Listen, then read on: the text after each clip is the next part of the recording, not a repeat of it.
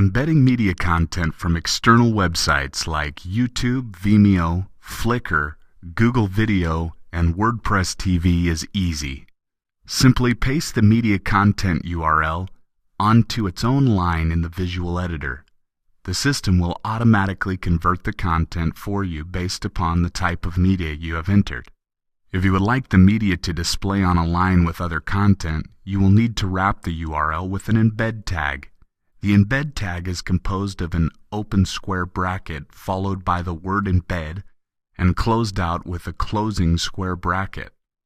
Include this at the beginning of your URL and place an open square bracket followed by a / followed by the word embed and a closing square bracket at the end of the URL.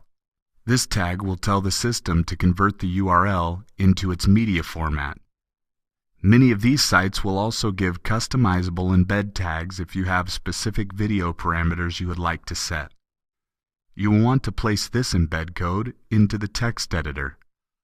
When you are finished, click on the Preview Changes button to preview the changes or click on the Publish button to update your content for immediate use.